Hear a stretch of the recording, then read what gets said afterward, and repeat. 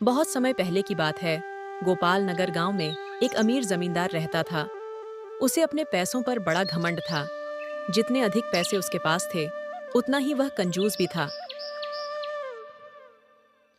अपने खेतों में काम करने वाले किसानों से वह खूब काम करवाता, मगर पगार कौड़ी भर भी न देता। मजबूर गरीब किसान मन मारकर उसके खेत में काम करते। उसी गांव में कन्हैया नामक एक किसान रहता था। उसके पास थोड़ी सी जमीन थी। उसी में खेती बाड़ी कर वह अपना और अपने परिवार का गुजारा चलाता था। कन्हैया बड़ा मेहनती था। वह दिन भर अपने खेत में काम करता और अपनी मेहनत के दम पर इतनी फसल प्राप्त कर लेता कि अपने परिवार के लिए 2 वक्त की रोटी जुटा सके। गांव के बाकी किसानों के पास कन्हैया के मुकाबले अधिक जमीनें थीं। वे कन्हैया की मेहनत देखकर हैरान होते कि कैसे इतनी सी जमीन में वह इतनी फसल उगा लेता है।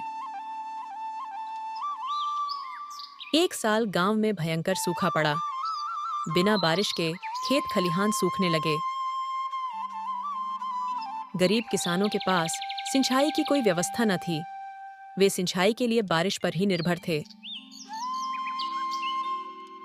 इसलिए उनकी सारी फसल बर्बाद हो गई।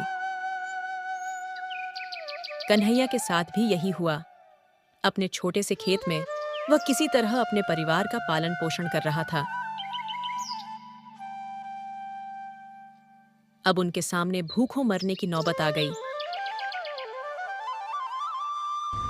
मजबूरी के कारण वह गांव के जमींदार के पास कर्ज मांगने गया।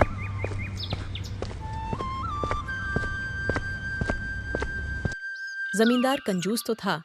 उसने सोचा कि यदि मैं कन्हैया को पैसे दिए तो यह लौटा तो पाएगा नहीं, इसलिए इसे अपने खेत में काम पर लगा लेता हूं। मेहनती तो ये है ही और मजबूर भी। कम पैसों में दुगुनी मेहनत करवाऊंगा। उसने कन्हैया से कहा, देख कन्हैया, मैं तुझे कर्ज तो दे नहीं सकता, लेकिन तेरी इतनी मदद कर सकता हूं कि तुझे अपने खेत में काम पर रख लूं। तुझे महीने के 1000 रुपए दे दिया करूंगा। पर मालिक, दूसरे किसान तो 2000 पाते हैं। करना है तो कर, वरना मेरे पास किसानों की कमी नहीं। मजबूर कन्हैया क्या करता, हामी भरकर घर लौट आया।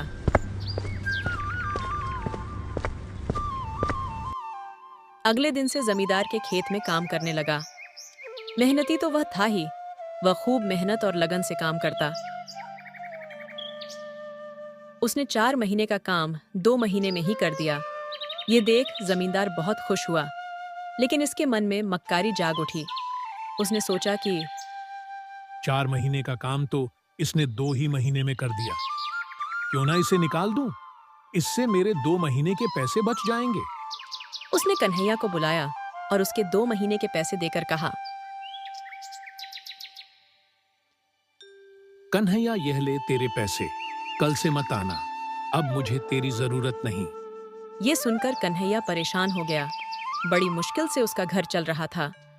अब अपने परिवार का भरण पोषण कैसे करेगा?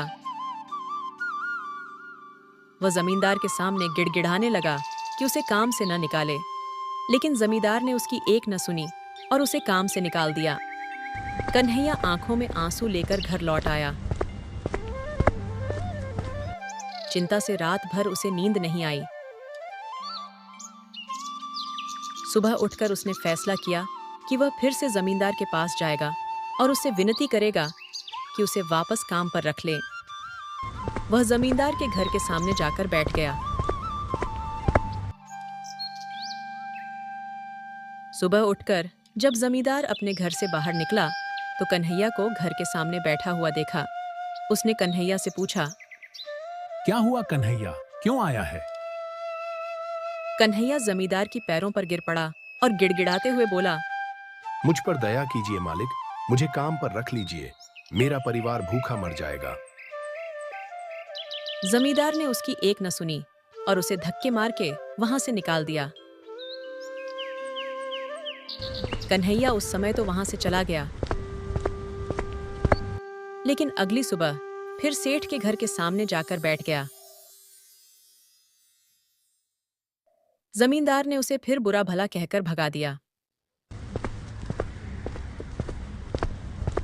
अब से रोज यही क्रम चलने लगा। कन्हैया रोज जमींदार के घर के सामने जाकर बैठ जाता और जमींदार उसे भगा देता। पूरे गांव में इस बात की चर्चा होने लगी। सब जमींदार को भला बुरा कहने लगे। तंग आकर जमींदार ने सोचा, क्यों ना कुछ दिन परिवार सहित दूसरे गांव चला जाऊं। मुझे घर पर ना देखकर कन्हैया यहां आना बंद कर देगा। अगले दिन वह परिवार सहित दूसरे गांव अपने रिश्तेदार के घर चला गया। 10-15 दिन रिश्तेदार के घर रहने के बाद जब वह अपने घर लौटा तो कन्हैया को अपने घर के सामने बैठा नहीं पाया। वह मन ही मन खुश हुआ। चलो उससे पीछा तो छूटा। लेकिन वह चकित भी हुआ कि आखिर कन्हैया ने आना बंद क्यों कर दिया। उसने गांव वालों को बुलाकर पूछा तो पता चला कि कन्हैया घायल है और अपने घर पर पड़ा हुआ है। जमींदार ने पूछा, क्या हुआ उसे?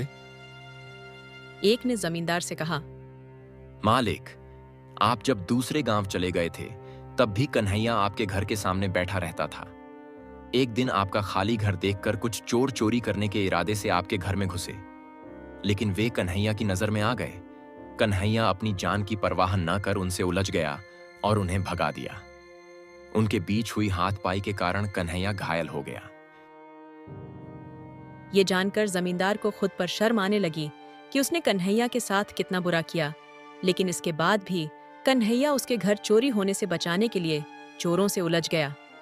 वह पछताने लगा। उसने कन्हैया के घर जाने का फैसला किया। वह कन्हैया के घर पहुंचा तो देखा कि कन्हैया बड़ी दयनीय अवस्था में चारपाई पर पड़ा हुआ है। उसके बच्चे भूख से बिलख रहे हैं। ये देख जमींदार का दिल भर आया। उसने कन्हैया से अपने किए की माफी मांगी, उसका इलाज करवाया और ठीक होने के बाद अच्छी पगार के साथ उसे फिर से काम पर रख लिया।